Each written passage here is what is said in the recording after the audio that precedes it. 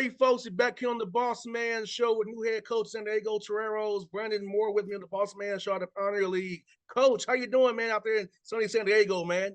Oh, I'm doing well. San Diego is beautiful as always. I hear that, coach. Well, tell me, man, how's it feel to get take this job over here at San Diego, man, leading this program, being a new voice for these guys, the new leader of this ship, man. Well, I'm super excited about the opportunity. Got a number of tremendous players. Just finished putting my staff together. Super excited about that, and super excited just about the opportunity to lead the Toreros and to be here in San Diego. No doubt, coach. And I must ask you, man, San Diego's a special place. You know, they lost the Chargers, but now they have you guys San Diego State. Talk about the community getting around football there, man, because you all are what they have. The Chargers moved up to LA now. They can run behind you all and what you're building there and be a part of what the Trails going to be doing going forward. Well, we're trying to make a push maybe to get some more students, some more fans in the stands, and just to become more of a staple in the community and more of a staple and a place for people to just come out and support us on Saturdays. Hopefully, we can kind of create that warm environment and give people an opportunity and the chance to cheer on a good product, to cheer on a good team, um, and try to win some games. 100% coaching.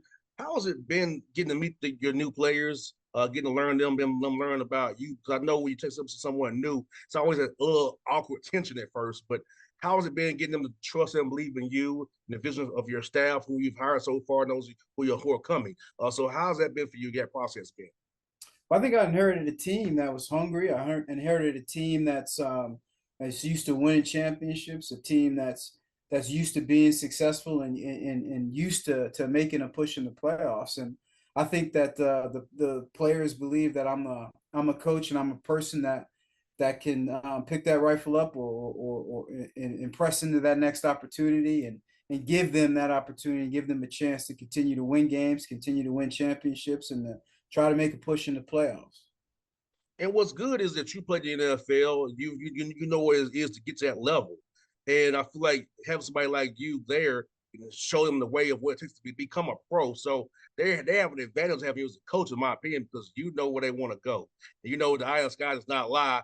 You can play, scouts will find you. No doubt, no doubt. This thing always comes down to belief, how much you believe in yourself and how much you believe in those around you. And that's my mission. My mission is just to get my team and my players to believe in themselves and to believe in each other and continue to make strides and develop and become better human beings and make a push. 100%, coach. I feel like you know this as well as I do. Football starts for us all. And getting a good degree, networking while you're in college in this important time, while getting better on the field, can help set you up for success off the field once the cleats must be hung up for us all.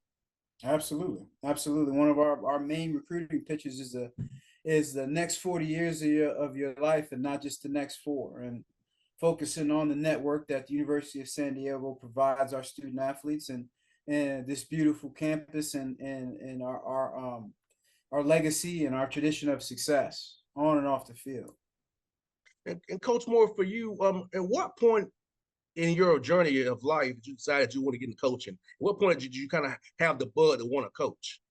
Well, I think this is always the funny to me because I didn't decide I wanted to coach. My wife kind of decided for me.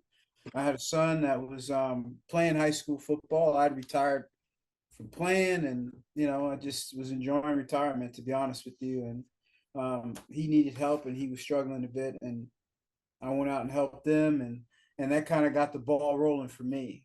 Worked for the Maricopa County Sheriff's Office for 6 years, and my wife told me, in not such a nice way, that she was done with me um, being a part of that line of work and serving my community in that way, and she wanted me to find, I guess, another outlet for me to do that, and being able to imprint and be a part of these young men's lives is just as rewarding as anything I could have dreamed of doing. 100%. And Coach Moore, my dad is a coach, and on Father's Day, seeing all his players text him Happy Father's Day, taking him to different weddings and baby showers, gender reveals for his former players, man. Seeing my father get those from his players, man. I know how it is for you to have showing the impact you had on young men's lives who played for you 20, 30 years ago with my father, at least, So they still to this day hit him up and try to ask us for advice and counsel because especially amateur coach is special. No doubt. So it is always a life lasting thing with your coach. No doubt. I think the relationship between a player and coach is something that's really, really very special um, and really, really intimate. It's really personal. And I think unless you've been a part of a team that has a culture that that really fosters that and really believes in that, then it's hard to kind of explain and to describe what that feels like and what that looks like. 100% and 100%. And Coach Moore, for those who are here listening to this interview we're doing, talk about the pillars of your program. What does a Torero look like to you? The ideal one to be a part of this program going forward? What I mean, you want to recruit and bring into this program to build this thing out the right way? It's University of San Diego. I think the first the biggest thing I think that we look for in our prospective student athletes is how hard you work, and I think you can tell um, how hard a student athlete is going to work or how hard one of our prospects is going to work just by taking a look at his grades and talking to his head coach. Our kids, the kids that we recruit, that conversation always starts off the same way. It's just going to be some version of he's the hardest working kid on my team, and oh, you don't have to worry about his grades. And typically those things run hand in hand. If you're a hard worker, then typically your grades are gonna follow suit. You always want to get the biggest, fastest, and strongest kids, but those it doesn't always work out that way. So we recruit hard workers, and we recruit men of good character, and we recruit young men who, in all honesty, have a seamless kind of transition onto the football team and be able to adopt and imprint on the culture. 100%, Coach. And I totally agree with that. And you know what, Coach? At your level right now, you feel like with the transfer portal and NIL, to that nature, you can get better high school players than you used to because a lot of them are getting overlooked now because of how it is known commodities already. So you can get high school kids when neglected. It's a little bit better than usually you would be able to get right No doubt, and it all depends on how you run your program. I think I run a program that we're so in tune and so focused on development and developing character and developing not only the athletic side but the mental health side and trying to foster these young men's lives and just be a positive influence in everything that they do. And I think it's crucial and it's so important for us to recruit high school kids and to recruit these young 17 and 18-year-old kids to be able to fully imprint on and be able to fully develop them and focus on making better human beings. 100%. I agree with that totally. And Coach, you're in a great area to recruit, though. You're in California, so much talent right in your backyard. So, do you see yourself going outside of that California radius to find the right fit? But really, you can just really draw a circle around your whole state and just go up and down I-5 there, find anything you need. No doubt, no doubt. But I mean, it's just one of those things. On Division I level, you can't recruit in the box. You've got to recruit nationally, and we plan on doing that. We're going to put our roots in California.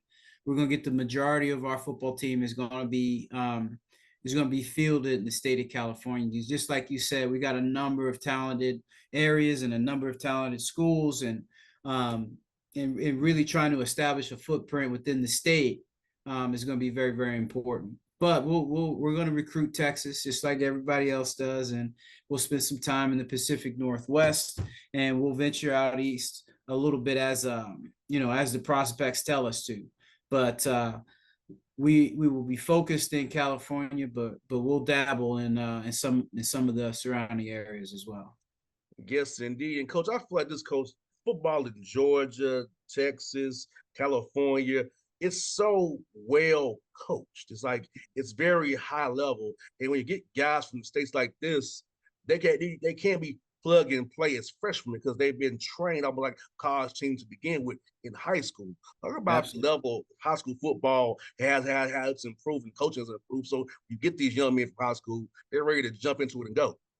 No doubt, no doubt. I think Texas, California, there's some schools in the Pacific Northwest, and there are a few schools in Arizona and Colorado who do a good job of having full-time coaches and full-time staffs and really making a commitment to field, some of the top football programs in high school in the country. I think they do an exceptional job at that, but that takes a commitment from the local district and from the parents. To allow their kids to be a part of programs like that, where football is important, where culture is important, and winning is important. So I think those are always schools we recruit, and that's why you can never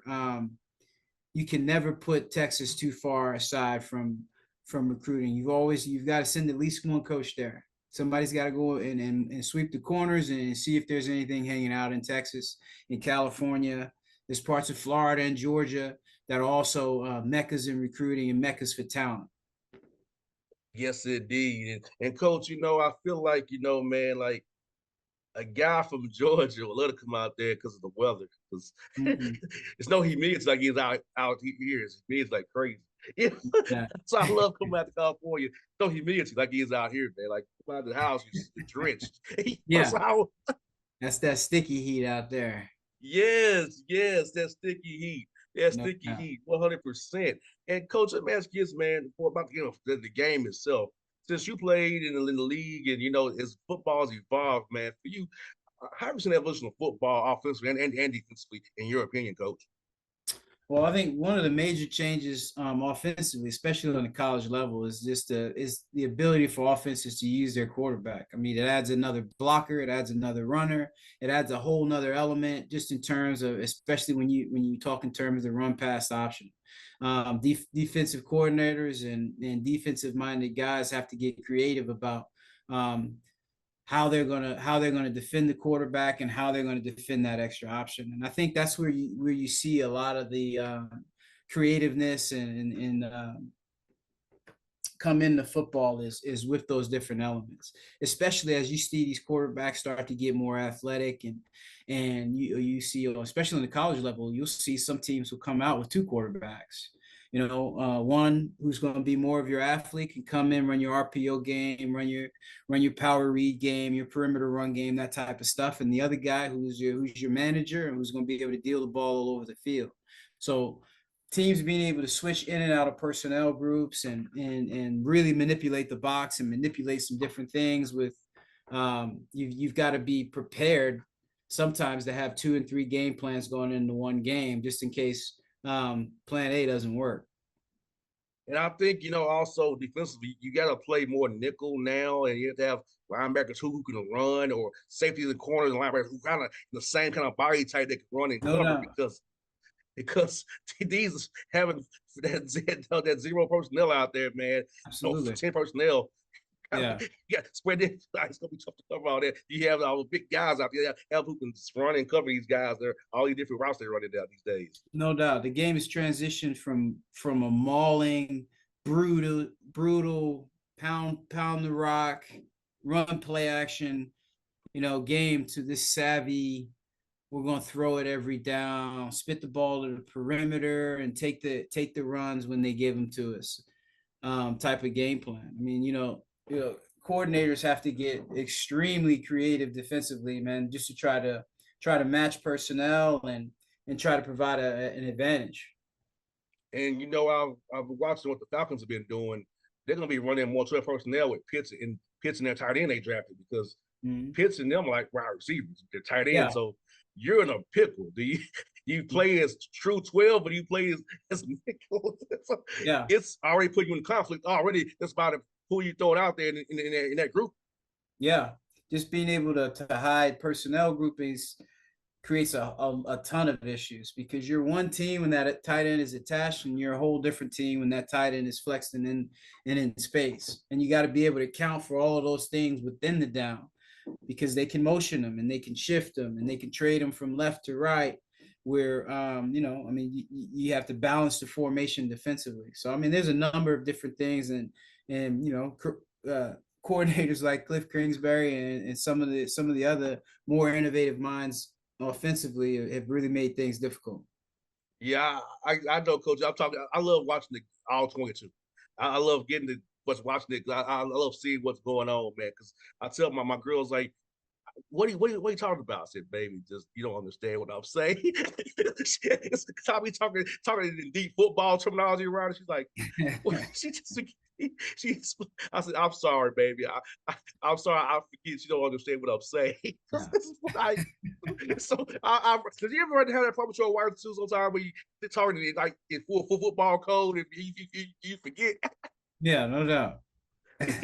Yeah, that's me, man. I gotta always make sure that we talk to her in simplest terms, not getting too deep in inside zone, outside zone, Yeah. smashes and hammers. I'm like, let me not go that far.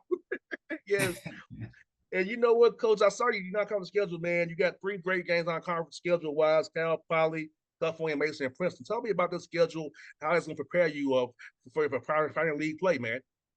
Well, I mean, playing a good Big Sky team like Cal Poly, man. I mean, it's a great way to open the season, and that's really where all our emphasis is focused right now, on just trying to win that game and be competitive and go out and put our players in the best possible position.